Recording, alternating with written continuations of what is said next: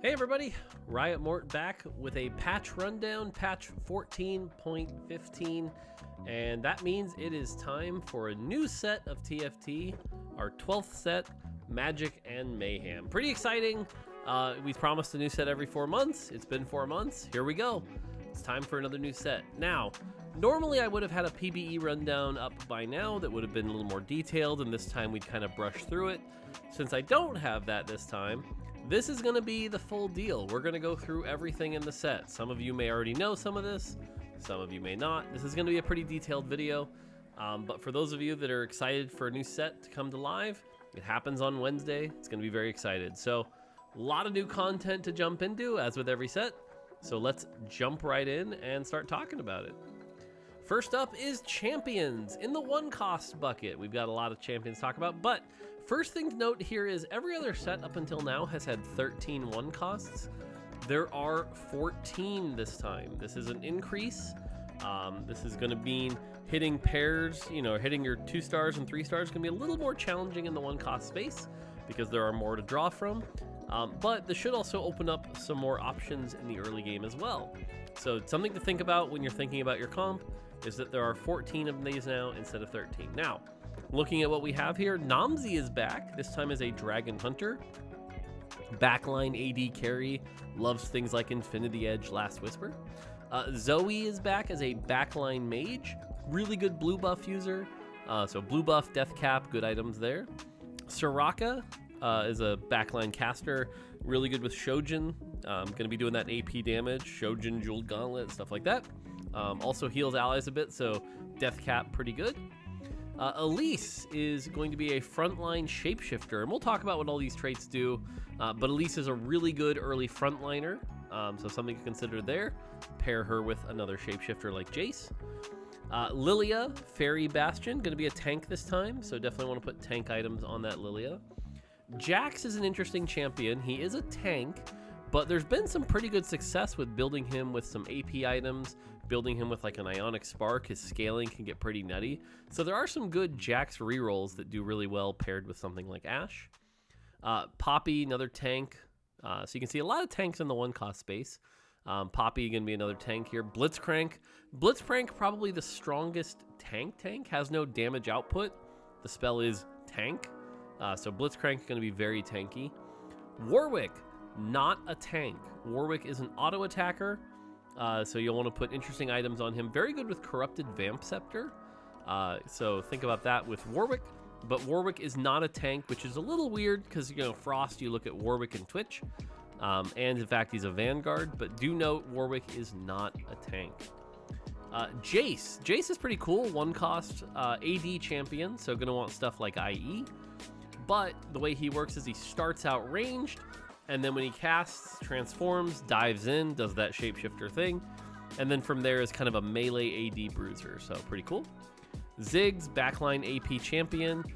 Pretty low mana, so actually you can go blue and Shojin. You can go one or the other.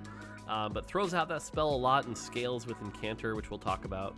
Twitch, AD backline. Gonna love stuff like IE, Last Whisper. Ashe. This is your auto attack carry. The way Ashe works is every time she casts, she gains a buff that allows her to do extra damage for a short while, and it can stack on itself. So if you have like double Ginsu's Ashe or use multicaster, you can get a lot of arrows out there. Pretty cool.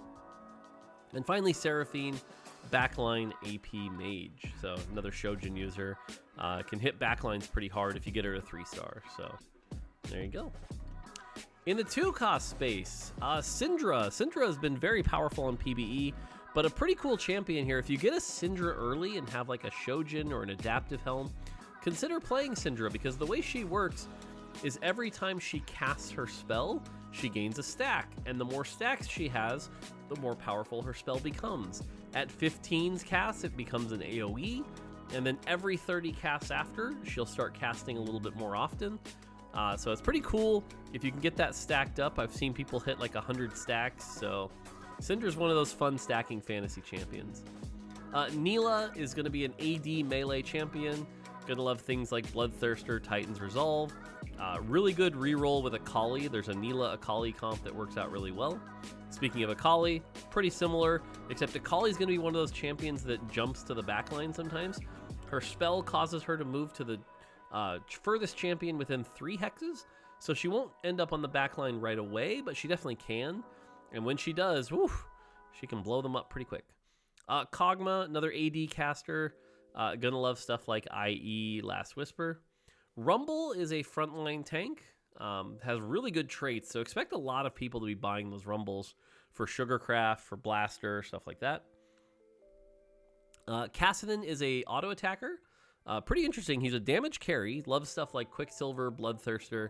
But the way he works is every time he casts, the damage he does from that state increases. So you want him to cast a lot and ramp up and heal up. Really good with Wit's End as well. Tristana, backline AD person, uses Blaster really well. But the cool thing is what Tristana does is if there's a melee champion on her, her spell will knock them back and knock them away. So there's some pretty silly builds where you can actually like second row her and stuff like that. But yeah, pretty cool champion. Cassiopeia. Cassiopeia is a weird one. Pretty unintuitive, but the way she works is when her spell casts for 6 seconds, she auto attacks with a bunch of bonus damage. What this means is Cassiopeia is really, really good with like Ginsu's Rage Blade. Not what you would normally expect to put on a Cassiopeia, but think about that when you're building her. If you have an early Ginsu's and an early Cassiopeia, can definitely go that build. So yeah. Galio, pretty good tank in the front line. A little weak right now, but what's pretty cool is he's got good traits, really used in Portal, Mage as well. Zillion's got great traits, backline caster, does a lot of damage and stuns. So definitely don't sleep on Zillion. He's Frost, Chrono, Preserver. Chrono and Preserver, both very powerful traits right now. So Zillion's going to be someone I think you'll see a lot of. Nunu, definitely going to be a frontline caster. Scales well with health and archangels, and has a cool hero augment we'll talk about later. So Nunu is a tank. Shyvana, also a bit of a tank. Shyvana's a weird one in that she like jumps around and hits the backline and actually does a surprising amount of damage too. So she's not the best like pure tank, but a good secondary tank with Shapeshifter that can do a lot of damage to the backline, and the dragon trait can give utility, which we'll talk about later. And then finally Ahri. Ahri's an interesting champion. At launch, a little weak. We'll have to see if anyone figures out any builds with her. But, you know, if you're going to play her, really good with something like Shojin and Blue Buff. What's cool about Ahri is she can bust tanks pretty hard, as her spell does true damage on the way back. So if you're running up against like a really powerful Nasus or a Swain, that extra true damage can be pretty good. All right, 3 costs. First, let's talk about Wukong. Wukong is an interesting one here because you'll like, what does Druid do? For those who played set 8, Druid is basically like Threat. The trait doesn't do anything. The trait simply says Wukong has no traits. And so what this means is Wukong can be really, really flexible. Say, for example, you're playing Sugarcraft and really need a tank. Wukong can be a great tank for that comp. Scales really well with armor and MR, so like double gargoyles is really good on him. The damage he does scales with that armor and MR, so you can even go like double gargoyles Bloodthirster is not the worst thing. Also has a fun hero augment we'll talk about later. But yeah, Wukong is a tank. Swain is a tank. If you've ever liked those Garen archetypes where like every time they cast they gain a little bit more HP, Swain is really good. And the fact he's a shapeshifter, that HP scales. Swain, very powerful. Expect to see a lot of Swain at the launch. Jinx, really, really good as well. Another Ginsu's user. Ginsu's IE, Deathblade, Hurricane, that kind of stuff. Really good auto attacker. If you can get her to 3-star, very powerful builds right now. Nico is a tank. Pairs really well with Swain. Works really well with Cassiopeia because Witchcraft, as we'll talk about later, when Witchcraft does damage, they heal the lowest health Witchcraft. So Cassiopeia's damage can heal Nico even more. Pretty good pairing there, something to think about. Vex, pretty much the quintessential tank of the mage comp. If you can get a 3-star Vex and a 3-star Veigar, really good mage comp there. Speaking of Veigar, Veigar's really cool. He scales, he gains bonus AP with every charm you buy, which is the set mechanic, which we'll talk about later. But really good there, so you end up building him like Jeweled Gauntlet, Shojin Giant Slayer or something like that, and he'll just cast with that high AP in the end game, and he'll be double casting with Mage, which is cool. Hui is another AP caster on the back line. He shoots down a bolt of lightning on somebody and does some damage to them. Every third cast, he'll instead do 3 of them. So you want him casting quite a bit. His best build actually ends up being like blue buff plus Shojin plus Death Cap, which can do a lot of damage and get those big triple casts. Katarina is sort of a melee damage dealer, really good with like Ionic Spark, Bloodthirster, stuff like that, and can do a lot of damage if she gets in the right spot and does her ultimate. Bard is another backline caster. His spell bounces around and does a good amount of damage. So again, pretty standard Shojin, Death Cap kind of stuff. Shen is a frontline tank. Really good utility. You're probably going to see Shen in a lot of comps as like a secondary tank as well. But he'll stun 3 people with these little volcanic eruptions that are pretty good. Hecarim, even though he's a Bastion, one thing to note here is he is a carry. So Bastion, Hecarim is a carry here with Multi-Striker and Arcana. So you're going to want to build like Titans and Bloodthirster on Hecarim, and a Hecarim 3 can do a lot of damage. Mordekaiser, another tank for Eldridge, uses Vanguard well. Pretty good standard tank items, nothing too crazy. Yeah. And then Ezreal, big AD caster, can get some big AoE, so definitely good with IE, Deathblade, stuff like that. Can hit the backline with his ult, so oftentimes just making sure you have as much AD as possible and crit as possible to take them out. Really good at skipping the front line. Pairs really well with Hui as well for that 2 blaster, 3 cost reroll comp. So, cool. All right, 4 costs. We're on to Ryze. Ryze is an AP backliner, but a little different in that he scales with attack speed as well. So you actually can go like Ginsu's Shojin with him. Ginsu's Shojin Archangel can work really well. But yeah, as he casts, he'll get more and more portals, shooting lots of damage.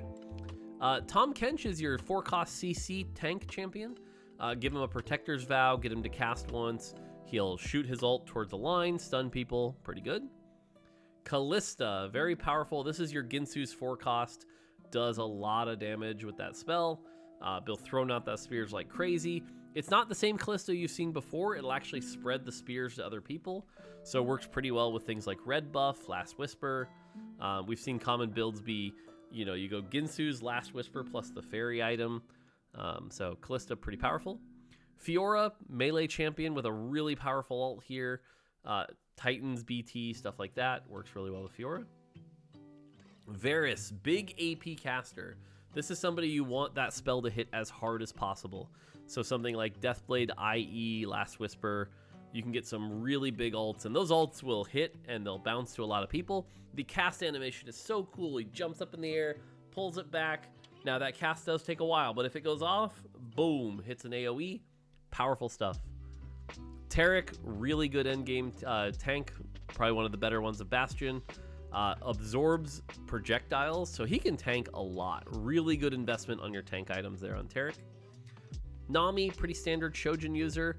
Every 3rd cast, instead of shooting a bubble that does damage, does a big wave that does some CC and damage. So pretty quintessential. You want 3 mage with her for sure. Don't play Nami without 3 mage, but with at least 3 mage, very powerful. Nasus, you're going to see a lot of Nasus on launch day. This is probably one of the stronger tanks paired with Swain, but Nasus, very tanky. He steals health from the enemy team as well, and so the fact that a lot of his health gain is coming from the enemy team feels pretty good, makes the enemy team weaker, and then actually does a surprising amount of damage as well, so don't sleep on Nasus. Rakan, very flexible, has that Preserver trait. Rakan's a tank this time, so you're going to want to put tank items on Rakan. But again, that Preserver trait, very good. The fact that you can put 2 fairy. So a common thing is Rakan and Callista, that gets you 2 fairy by itself, and then start building around Preserver. You can also build Rakan with Preserver and like Karma, which we'll talk about later. But yeah. Gwen, AP champion, we've seen before. Different variation on the spell, but Death Cap. Death Cap Bloodthirster ends up being really good. Ionic Spark. So she's one of those melee AP dash around kind of champions. Olaf is pretty interesting in that his spell gives him built-in CC immunity, so don't build a Quicksilver on him. But other than that, he does a lot of damage, so things like Bloodthirster, Titans, pretty good. Yeah, so Olaf, the cool thing about him is he can jump to his targets. Anytime he gets a kill, he'll jump to another target. So Olaf is one of those champions that you might surprise you when he jumps to the back line. But definitely want him cranking out the damage there. And then Karma backline dot champion. Karma is one of those spells that it's hard to see what it's doing at first, but definitely get, like, again, blue buff, death cap, stuff like that. But as that spell goes out, it will surprise you how much damage she does. She is a damage dealer, and it's quite a bit of damage, but you need a strong front line for that dot to do all that damage. So make sure you pair her with somebody that can be a really strong front line. Also, her traits can really help her. Chrono can buy time for that damage to do well. And then finally, 5 costs. Now, it's hard to talk about all the 5 costs with exactly, what they're doing, but let's try to dive into it a bit here. Gonna skip Xerath. Actually, let's talk about Xerath. Xerath is a really powerful AP champion, really high mana cost, so you're definitely gonna want a Shojin. Spell does a lot of damage.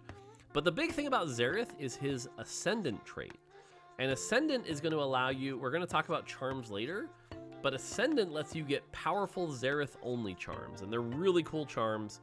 So even just playing a Xerath without any Arcana will give you access to those charms, which ends up being really good. Diana is going to be sort of a Frost champion. Frost champion, really good, but Bastion as well, pretty tanky. Scales well with AP, so you can kind of build her like a tanky AP. Things like Crown Guard, Archangel, Bloodthirster can do really well. Provides this big AoE snowstorm that slows enemies down as well. Diana 2s have been doing really well on PvE from what we've seen. Nora and Yuumi, this is a cool one. This is one that, again, TFT making its own stuff here, partnering with lore a little bit, Legends of Runeterra. But Nora and Yuumi are here. So Nora is a backline mage, works in Portal or Mage. Definitely going to want a Shojin on her. But Best Friends means she also brings a Yuumi into play. The Yuumi you will pair with another unit, and every time Nora casts, Yuumi casts. Yuumi will heal the target and give them some bonus AD or AP based on what they are. And if they're at full health, it'll be even more AD and AP.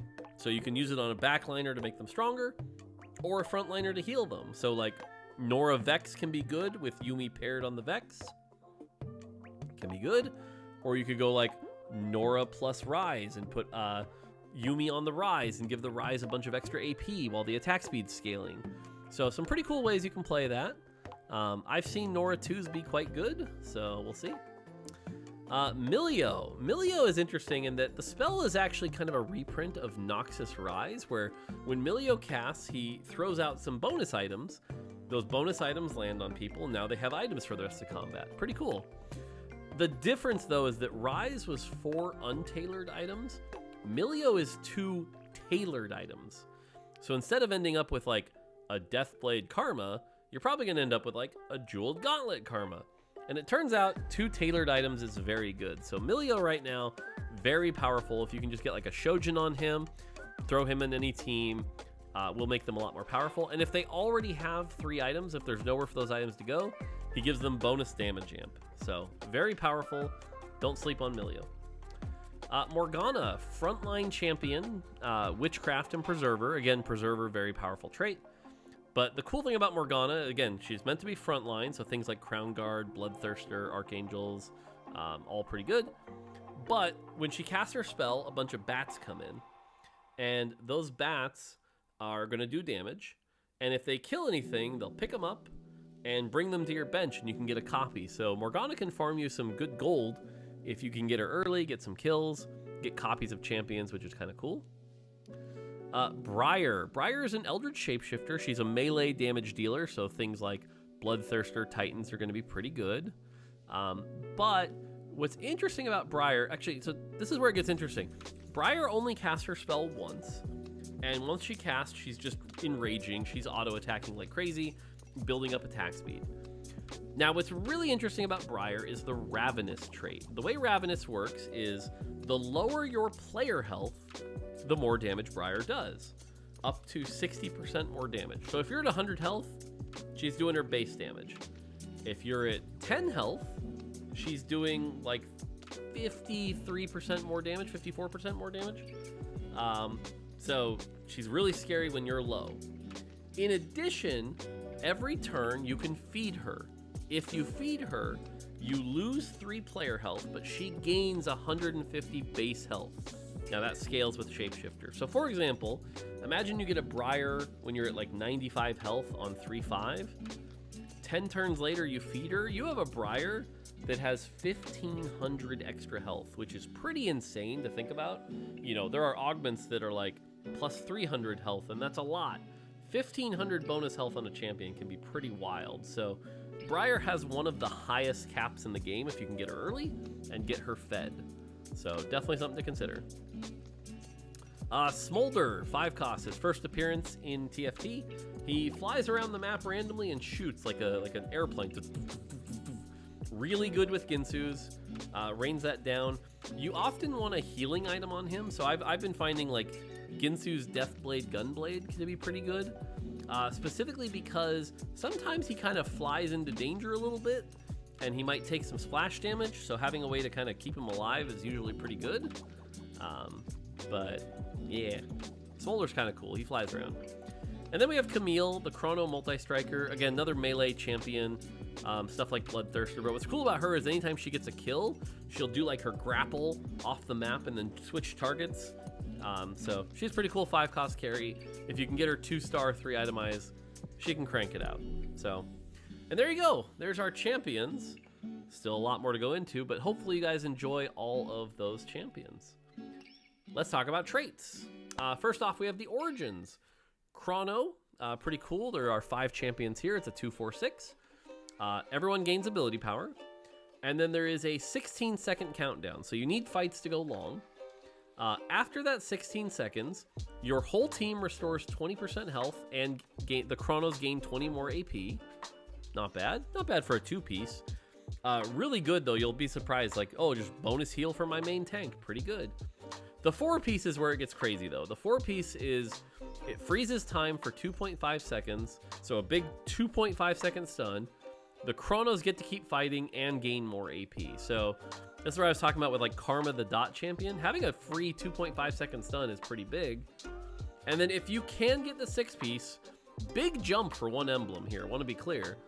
But you'll gain 60% attack speed and your team heals 100% health. Now in all of these cases though, you do need to survive that first 16 seconds. So make sure you have a strong enough front line to survive that. Frost. Basic thing here is you put Frost in, your team gains AD and AP, or your Frost champions. So if you have 5 Frost, they gain 30 AD and AP. Now the big thing is, the first enemy you kill will become a Frost soldier. So let's say the first thing you kill is the enemy Swain. You now have a Frost Swain that will auto attack and do its thing, just auto attacks. But it'll also kind of taunt enemies to attack it, so it's bonus health.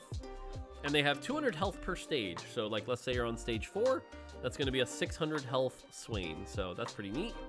And you'll get a bunch of those. Now at 7 and 9, they start exploding. At 7, they explode, doing some big damage. At 9, they explode and do double damage. And when we say damage, we mean some big damage. I've seen some 9-piece explosions explode for like 1,000 magic damage. So pretty cool. But yeah, AD and AP and Frost Soldiers, which is neat. Eldridge, this is the summon trait of the game. You'll summon this Eldridge Horror, this old god, if you will, once your team loses some health.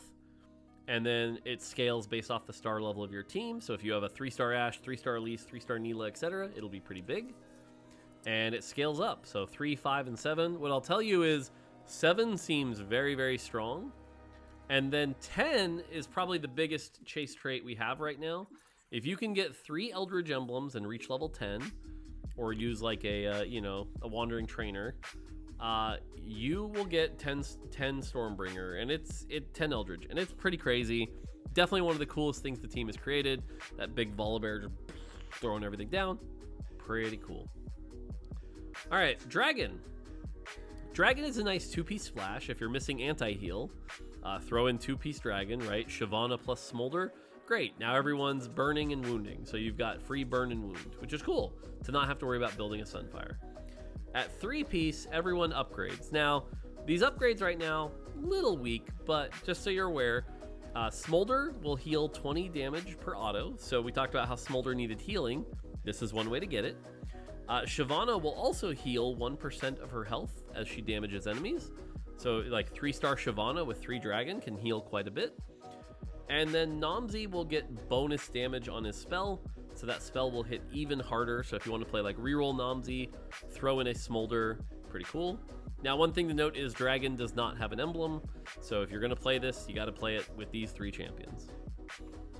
All right, Fairy. Fairy's interesting in that it's a 2/4/6/9. Fairies gain health, so you have 4 Fairy in, they gain 400 health. Cool. As soon as you put in a 2-piece, though, you also get a Queen's Crown. Now, this is an item that has some stats on it, some health, AD, and AP. And then after 12 instances of damage, it gives you 25% damage amp. Now, that item gets stronger as you level up. So, for example, at 6 Fairy, it'll be 40% damage amp. In addition, at 6-piece, you get the Queen Guard's Armor, which is a really good tank item. So a common 6 Fairy build will have the Queen's Crown on Callista, the Queen Guard's Armor on Arcana, and then you're good to go. And if you can get it to 9-piece, both of those items will become Radiant. So 9-piece is one of those like chase traits that's not a prismatic, but really, really good. If you can get a couple emblems, you'll need 2 emblems to reach that. But 9 Fairy, pretty powerful. So, yeah. All right. Honeymancy's a weird one. This is a tricky one, but Honeymancy is very good in the early game for sure. Honeymancy is the reroll comp of the set. So, it's meant to be played with, like, you reroll Nunu and Kog'Maw, or you reroll Blitzcrank and Ziggs, or reroll all of them. And then it's meant to be the reroll comp. But the way this works is, let's say you have 5 Honeymancy in. All your Honeymancers have bees, and every 3 seconds, those bees will deal 7.5% of the damage. So, like, let's say you had it in those 3 seconds, your Ziggs did 1,000 damage. Each bee will do 7.5% of that, so 75 times 5, that's 375 damage, and 2.5% of the damage taken. So, like, for example, a really powerful Blitz takes a bunch of damage, those bees fire back. So every 3 seconds, you have this, like, wave of stingers firing back. And then when a Honeymancer dies, one of those bees jump backwards. So basically it's a comp that, like, if you're really powerful in 3-star and dishing out the damage and tanking a lot of damage, you'll fire those stingers back and get a lot of bonus damage. Pretty neat. Works really well with the hero augments, especially if you get the Nunu hero augment or the Blitzcrank hero augment. But yeah, and like I said, it's very good early too. So don't be afraid to, like, start with a 3 Honeymancer or 5 Honeymancer, then pivot out to it if you don't want to reroll. But yeah, a couple options there. All right, Witchcraft is a little tricky. Witch abilities, so their abilities, apply a curse to enemies for 4 seconds, and if a cursed enemy dies, that curse spreads. At 2-piece, that'll cause them to lose 150 health. Nothing crazy. Honestly, the 2-piece, you're not going to see a ton of 2-piece splash. The 4-piece is where it really starts taking off, though, and I think this is why you're going to see a lot of 4-piece Witchcraft with, like, Cassiopeia and Nico, because it'll turn the cursed target green, healing the lowest witched health for 18% of the damage taken. So, for example, let's say the enemy has a very tanky Swain, and you curse them. All the damage you're doing to that Swain, 18% of that is healing probably your frontline Nico. So really powerful trait here to get to 4-piece. And then if you've got an emblem lying around and want to go to 6, all of a sudden your team is doing 25% bonus damage, which is really good. And then if you can somehow hit 8, which is plus 2 emblems and level 8, and it'll turn them into a frog for 2 seconds every 8 seconds, and all the other curse effects are increased by 14% or 40%. So that means you're doing a bunch of extra 2 damage, a bunch of extra healing. They're lowering their health more. So 8 Witchcraft, really good. But really interesting creative trait with those breakpoints, each doing something different. Druid, we already talked about. This is just Wukong. He has no traits. Portal. Portal's interesting. Combat start, everyone gets a shield. Pretty cool. Shields are good. And then outside of the portal, things will come out. There'll be a portal on your board and stuff will come out. Stuff like a Ziggs Bomb will come out and it will hit an enemy. Or a Jarvan Spear will come out and give your team attack speed. Or an item can pop out and land on your team. Or a Krug can pop out and join the fight. Lots of cool things can come out of the portal. And the higher quality of the portal, the better. And your champion star level matters. So again, 8 1-star units. Yes, you have 8 portal. but things will be a little weaker. Whereas like 8 2-star units, or God forbid 8 3-star units, you will get some big stuff out of those portals. Portal is really good early. If you get a Ziggs bomb will fly out, hit 3 units for 150 each. It's pretty powerful in the early game. So 3 portals really good. The other thing I'll comment on is if you get an early portal emblem, portal's trait structure is in such a way where you have like a 1 cost, a 1 cost, a 2 cost, a 2 cost, and a 3 cost, but you need 6, so you have to wait for that Rise or Taric. But if you have an emblem, it makes it easier. Cool. And then the 8 piece, same thing, but you need Nora the 5 cost. Having an emblem makes it easier to hit.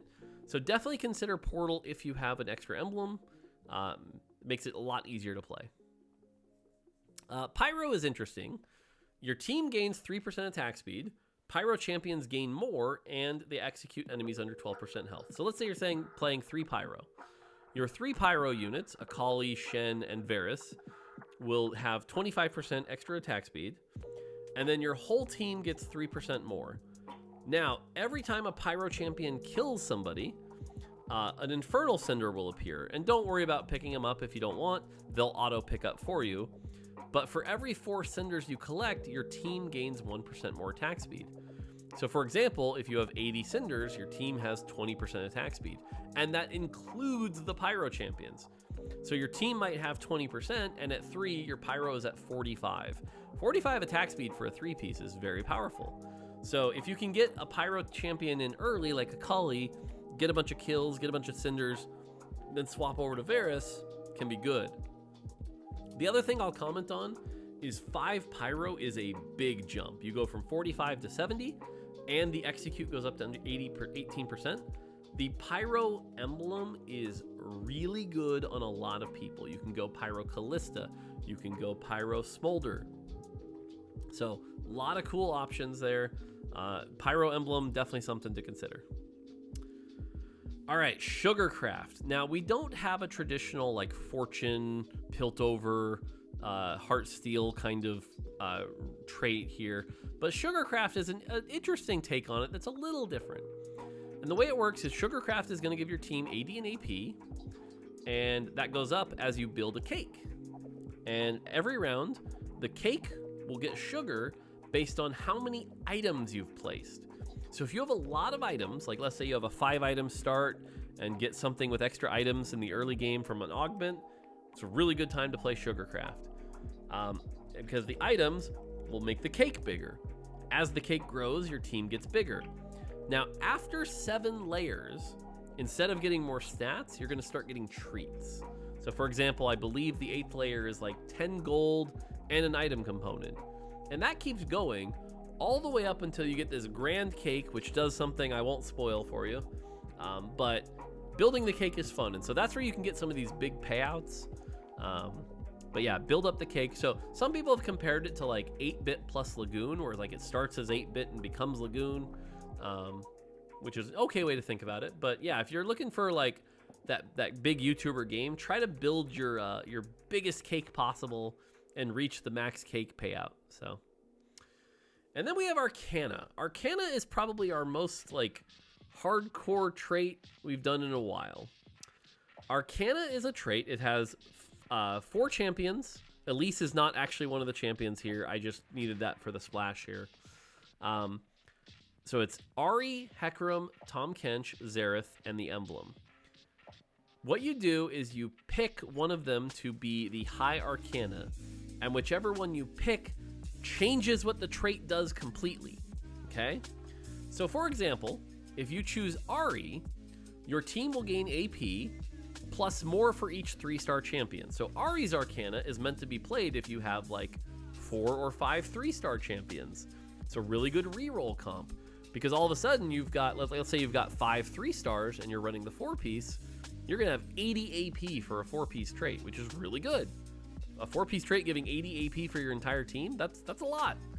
But if you have no 3-stars, you're probably not wanting to play Ahri as your Arcana, because a 4-piece trait giving 20 AP, that's not very good.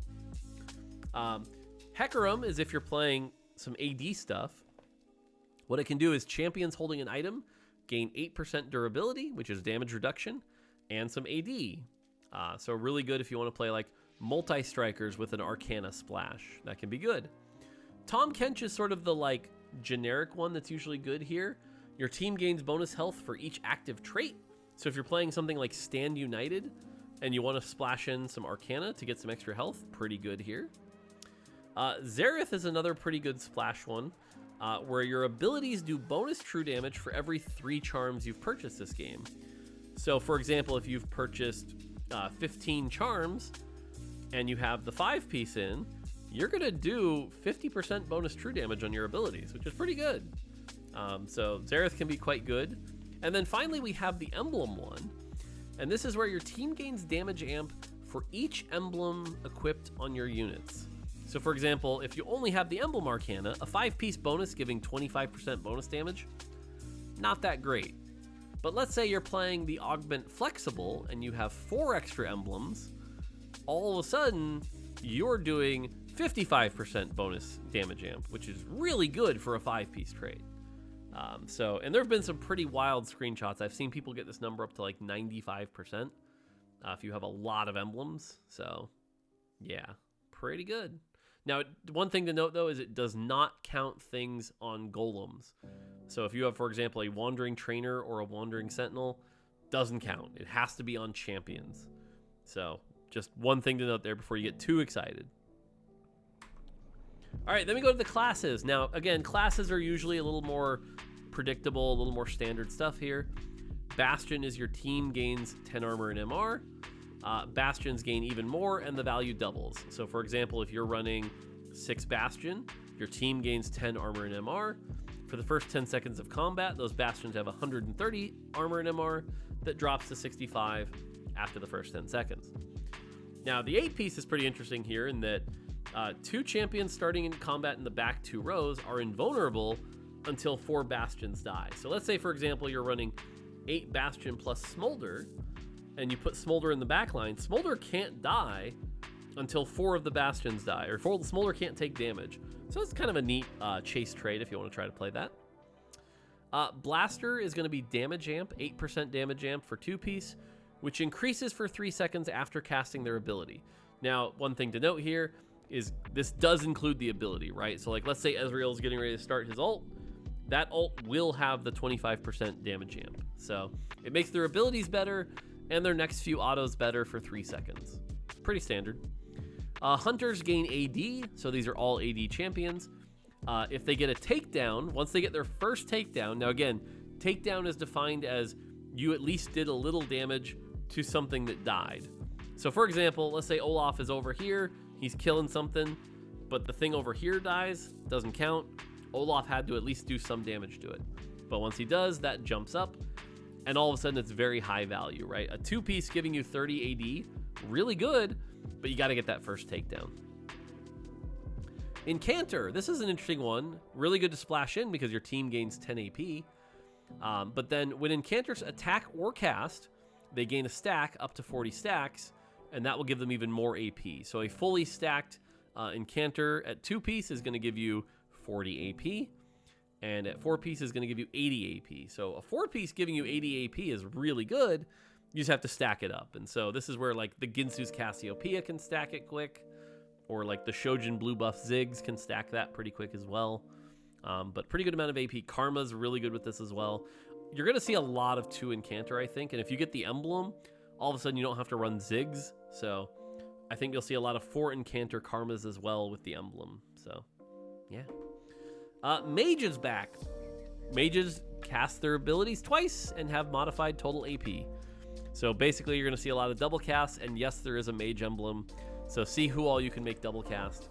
Mages are back. The 9-piece ends up a little dull, but they do a lot of damage. I don't know. I think we'll probably change the 9-piece at some point. But yeah, mages are back. Multi-striker. If you liked duelists and challengers, multi-striker's the trait for you. Multi-strikers have a chance to do 2 extra attacks. So if you have 3-piece, you're just going to get those bonus attacks, stacking things like Ginsu's up quicker, generating mana quicker. At 7-piece, all of a sudden you heal 3% max health every attack, which is pretty good. All of a sudden you've got this bonus healing. Really good stuff for like Kassadin, Hecarim. And then if you can somehow hit the 9-piece, which is tough to hit, This is one of those, they're 100% chance, it's always proccing, and they're healing 10% max health. Pretty wild. Now, multi-strikers have the same problem every duelist challenger comp has had forever.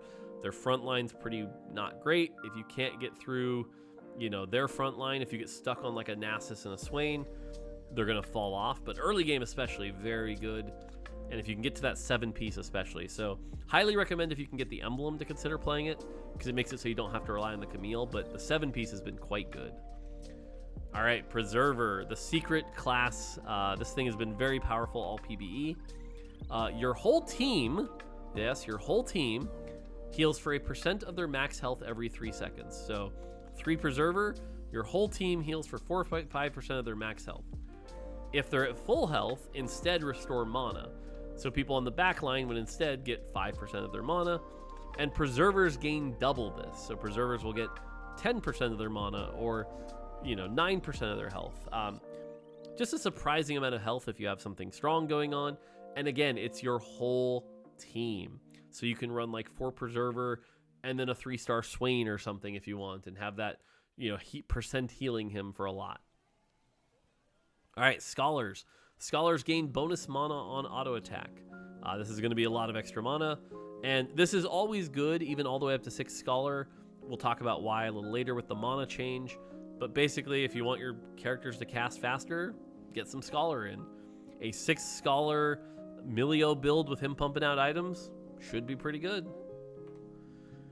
Finally, we have Shapeshifter, kind of the Bruiser replacement this time, but Shapeshifters gain health. After they cast their first ability, they triple this effect. So instead of 10% health, it'll be 30%. Now, there is a Shapeshifter emblem this time, which means anyone who can cast an ability can gain a bunch of health. Cool. Vanguards gain 10% durability while shielded. So anytime they're shielded, if you want to go Locket, a Bloodthirster proc, anything, while they're shielded, they're going to be extra tanky. And then at the combat start and at half health, gain a shield. So for example, if you have 2-piece in, you'll gain an 18% max health shield at the beginning, and then at half health, and there you go. I find 6 Vanguard to be really good early. Really good. Like if you have 6 Vanguard on like 3-2 with like an emblem, you're probably going to win streak because it's so much health. People can't get through it. But probably don't play 6 Vanguard in the late game. You're having to carry a Blitz and a Warwick and stuff like that. And at that point, the bonus health has fallen off. But something to consider is like it is pretty good in the early game. And then finally we have Warrior. Warriors gain Omnivamp and Damage Amp. So for example, if you have 4-piece, they have 18% Omnivamp and 18% Damage Amp. When Warriors drop below 60% health, they double that Damage Amp. So below 60% health, now you have 36% Damage Amp. Pretty cool. And there you go. That's all of the champions. That's all of the traits. But there's still so much more because TFT is a big game. Let's talk about the set mechanic. The set mechanic this time is called Charms. And what'll happen is occasionally in your shop, always in the right slot, you will see a charm. Like this one, all 1s. Reroll your shop with all 1-cost champions for 0 gold. Cool. Starting at 2-1, so you won't see any in the first PvE round, charms will appear every 3 shops. Whether you reroll, whether they're natural rolls, every 3 shops you will see a charm. Cool. Starting at 5-1, that'll go to every 2 shops. So late game, you're going to see even more of these. Now, the other thing about charms is you can only buy 1 a turn. So let's say you buy Silver Guard here. Next combat, your team is immune to crowd control for 8 seconds. If you then reroll 10 times, you will see no more charms. You can only have 1 per turn. So something this does is like late game especially, a lot of people are used to rolling down all the way to 0 gold. You often want to keep like a 10 to 20 gold buffer so that the next round you can roll a little bit to find another charm. And there are combat charms, like for example, Treasure Party here, where 1 champion without an item gains 2 unstable treasure chests for a round. That's a lot of bonus items. So that can be pretty powerful. And then there's even stuff like Major Wish here, which says gain a random effect, which sounds vague, but is usually always worth it. For example, in the late game, this can give you 4 target dummies. 4 target dummies for a round, pretty good. It helps you win fights. I've also seen it grant 10 gold, so a lot of cool stuff there. But there's a lot of charms. We're going to try to plow through a lot of them. But again, the other thing is charms get more powerful as the game goes on. So let's see. So for example, in stage 2, you can only see a tier 1 charm, and you can see these are all 0 or 1 gold. Pretty basic stuff. Summon a target dummy for 1 round. If you win your next player combat, gain 2 gold. Reveal who your next opponent is. Generally pretty safe to buy these in the early game. Minor Polymorph. Minor Polymorph has a crazy combo you should watch out for, where if you get Build-A-Bud into Minor Polymorph, pretty wild. So watch out for that. But yeah, there's only a few, because like I said, normally in stage 2 you don't really press reroll anyway. So what happens is, you just buy the 1 or 2 that you see as you go on.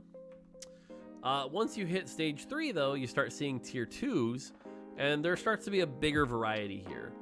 The other thing is that some of these are only going to appear if you have the trait active. For example, Pyromania here only appears if you have Pyro active and gives you 8 Pyro Infernal Cinders. There's other stuff here. Hugify is really good at winning combat. Your highest health champion gains 500 extra health. Pretty good. There's also some pretty wild expensive ones here. Conjure Emblem. If you're willing to risk 15 gold, you can gain a random uncraftable emblem. So imagine you start with something like Flexible. You're getting all these, which is an augment. You're getting a bunch of extra emblems.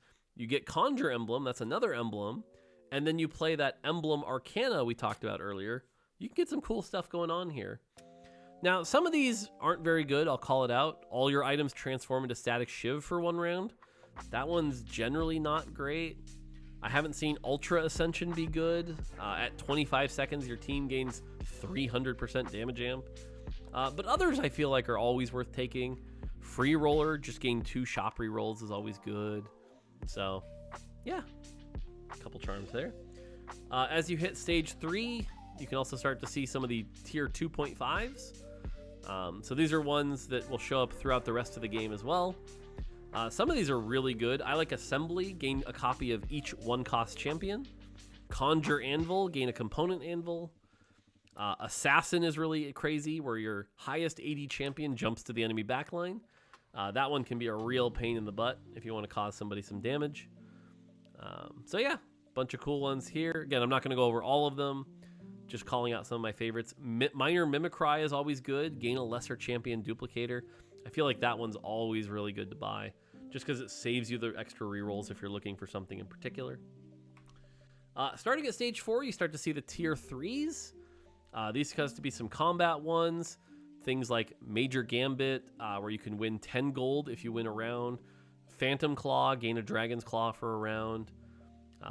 Yeah, some good stuff there. And then we hit a bunch more, because there's a lot of these here. Major Wish starts to show up. Conjure Spatula, if you're looking for something to cap out your trait. I'm always a fan of the Count. Reroll your shop with a 1, 2, 3, 4, or 5-cost champion. Really good for trying to hit a 5-cost champion. Earthquake is going to be one that people are going to be talking about for a while. One of the better combat augments. Start of combat, stun all enemies for 2 seconds. Turns out a 2-second head start is really good. Animate Shop, 6 gold for 10 rerolls. Pretty good. So yeah, good stuff there. And then when you hit stage 5, you start to see the really powerful stuff. You get stuff like all 5s, reroll your shop with all 5-cost champions. Major Mimicry, get a champion duplicator. Why not? Summon Dragon. This one's wild, but you get a 4,000 health dragon that also does probably too much damage. That dragon's pretty intense. But if you've got 12 gold to spend to help you win combats, it's a great way to gain a placement or 2. Desperate Plea, I know, is one that people are going to be talking about for a while. We'll see how that one goes. We definitely know it's on our radar, but let us know what you think. But yeah, like I said, these are some of the really powerful charms. And then, okay, some silly stuff here. If somehow you get to stage 7 and somehow you have more than 66 health, you can get Magnum Opus. Good luck. I can't wait to see everyone get this one. This one's fun. And then we have Xerath. Remember how I talked about how Xerath is an Ascendant and he unlocks special charms? These are the charms that you can only get with Xerath. Now, some of these, not too crazy. Judgment, 2 gold to gain either 8 gold or 12 XP. Okay. The Moon, increase your 5-cost odds by 4% permanently. Cool. Some of these are pretty wild, though. The Star has been one that's been pretty powerful for winning combats. All your 1-star champions star up. So, like, if you have, like, a 1-star Xerath and a 1-star Diana and a 1-star, Milio, all of a sudden they're all 2 stars. And everyone else gains a 200 health shield and 20 AP. So that's cool. The Tower, you get this giant, massive target dummy that also shoots lightning bolts at people. And then the World's pretty cool. Gain a copy of every 4-cost champion. Even if you just buy this and sell them all, 12 times 4 is 48, so that's just a 12 gold profit. But also get a 4-cost that you need. So, yeah. So there you go. That's how charms work. There's a lot of them. It'll be interesting to see how people, optimize these. So, but that is the set mechanic. Still more to go over. We've got system changes. Now, there's less gold in the game from things like encounters. You're also having to spend gold on things like charms. So we've made level 9 and 10 a little easier to get to. So level 10 is going to be a lot harder to get to because you're going to be spending money on charms. But if you can, cool, should be worth it. All right, big one here. Mana gained above max mana from sources besides taking damage is now granted after the cast. What this means is, let's say you're running Shojin, okay? Your auto attacks are going to do 25 mana. Now, let's say your mana pool is 40. Your first auto is 25. Your next auto would put you to 50. In the old system, that would be 10 wasted mana. Now, you cast your spell and are at 10 out of 40. Next auto, 35. Next auto would put you at 60. Cast spell, you're at 20. So you won't waste mana on like Shojin blue buff. This is really good. This means you never have to worry about wasted mana, which is great. So good stuff there. Shielded units now gain the correct amount of mana from taking damage. This is very minor, but there was a small percentage of the mana gained that if you were shielded wasn't going through our damage calculations. So for example, if you had a locket start, you'd be gaining a little less mana than intended. We fixed that issue. That's done. Big quality of life here. Damage dealt to shields is now tracked in the damage tracker. So if you've always had those fights where you're like, why did my champ do no damage? Well, it's because it was hitting shields. Fixed. So that should be good. All right, bag sizes. I think a lot of people have been talking about bag sizes. It's been a buzzword for a while. Now, 4 and 5 costs, they aren't changed. But what we found is the combination of the extra 1 cost, the 14 1 cost, and the fact that what we were seeing with reroll comps that we didn't like was like, if you hit, it was good, and if you didn't hit, it was very, very, very, very bad. We want to make reroll costs a little consistent, but a little less insanely powerful when you do hit. So we've tried to open this up a little bit. So 1 cost should be a lot more consistent. Even if you're contested, you can play a 1 cost reroll. There's now 30 copies. 2 costs, pretty similar, 25. 3 costs, we didn't want to change much, but we know it's demoralizing. Like, let's say you're trying to play Swain, someone else is trying to play Swain, and there's just so many out of the pool. So we decided to put that to 18, so at least 2 people could 3-star it if you wanted. So those are the changes there. But again, 4 and 5 costs unchanged. They're still going to be challenging. That's kind of the point. We want those 3 stars to be very rare. Continuing on, all Sentinels have been renamed to Golems. It's a better word. PvE rounds. This one's cool. You can actually inspect them now. And upon inspection, we've had some stats that have been around for 5 years that are kind of dumb. For example, like Razorbeaks had 1 armor and 0 MR. Why? Because that's what someone typed 5 years ago and it wasn't really an issue. So we went through and rebalanced them a bit. So like Elder Dragon loses health but gains 50 armor and MR. Actually makes him stronger unless you've got a shred item. Minions have 10 MR because they had 10 armor and no MR, which was weird. Rift Herald no longer has this hidden buff where he takes 20% less damage from attacks. Merc Wolves get a little stronger as well. Wolves were never really threatening.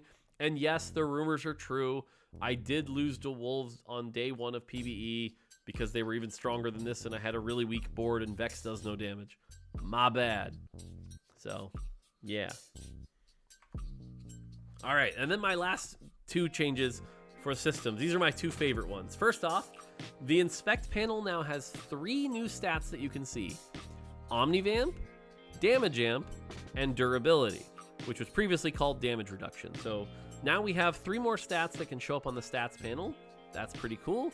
So if you want to build like Bloodthirster, Bloodthirster, Bloodthirster and see that number be big, cool. In addition, and this one's so good, in set 11 there was this issue where some things would give you 2 rerolls that last forever, and other things would give you a reroll that you need to use before the end of the turn. Very confusing, very annoying, and you'd get stuff like Call to Chaos where it would give you 40 rerolls, and then you're like, how many do I have left? I don't know.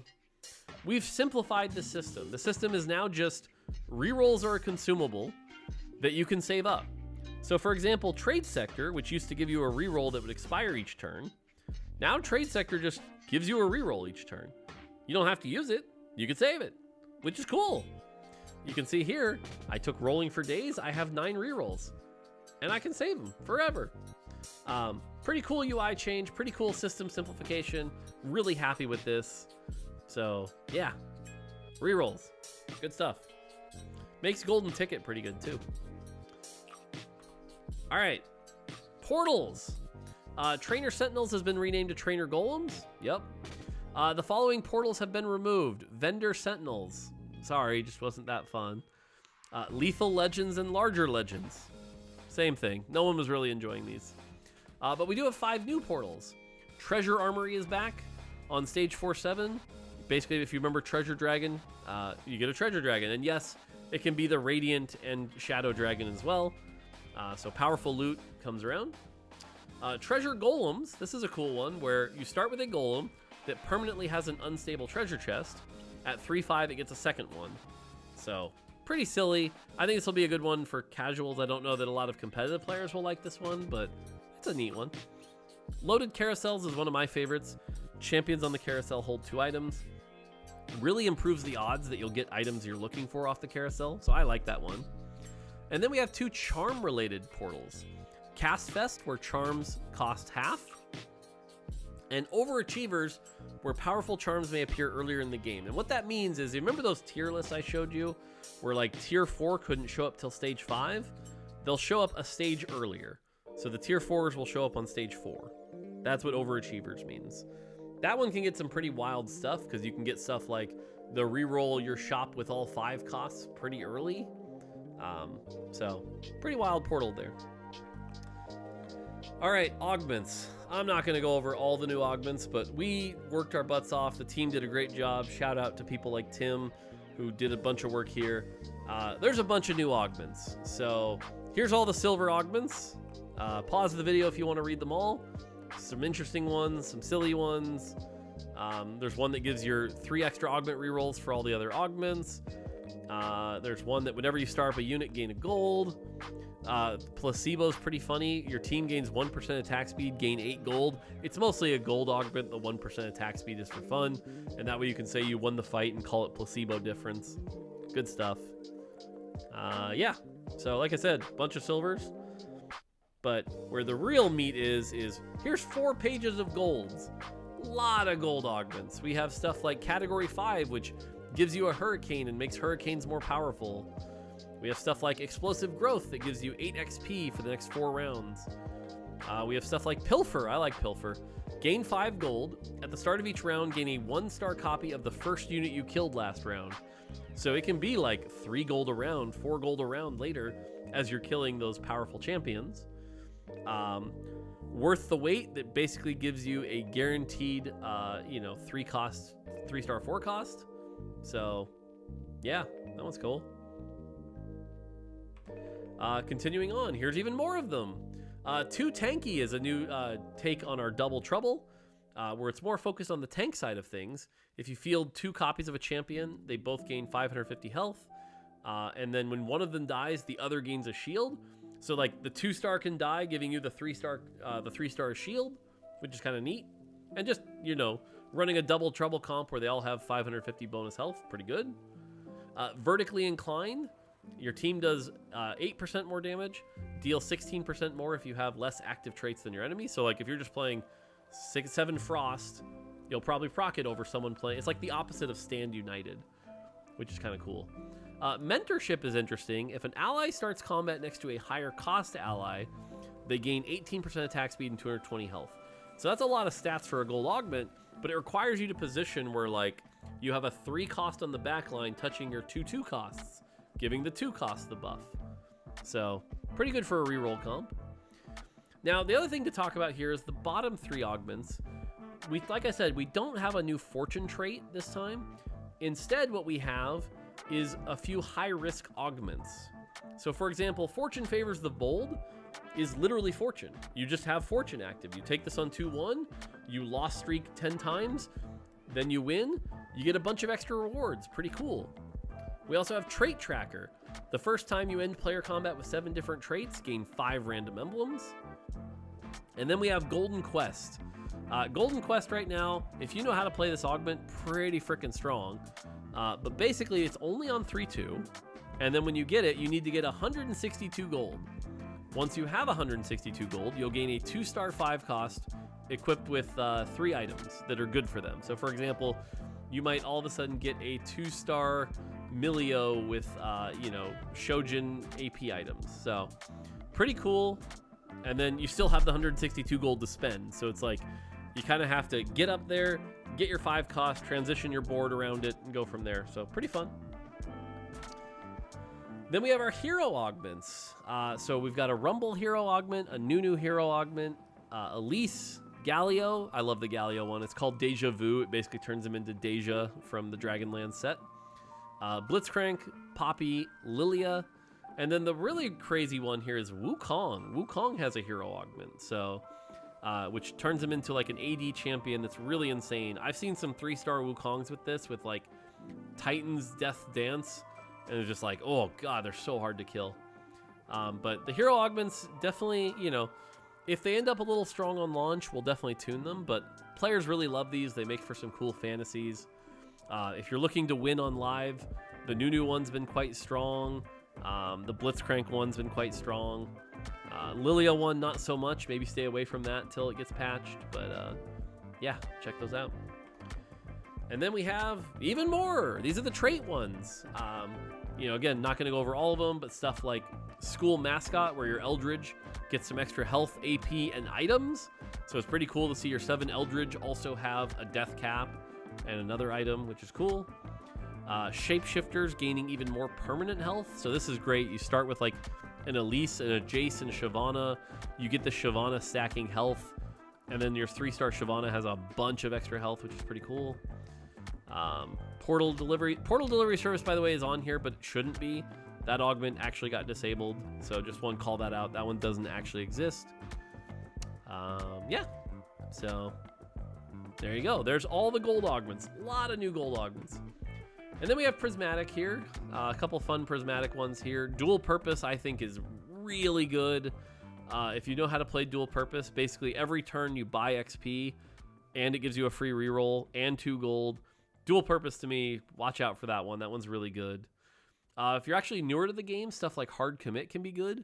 You'll gain a random emblem, like let's say you gain a Portal emblem. And then after each carousel, gain a 1-star unit of that trait with the cost equal to the stage +1. So it'll like build your comp for you, which is pretty cool. Spellcaster's Toolbox, gain a Monazane, the Nazanias.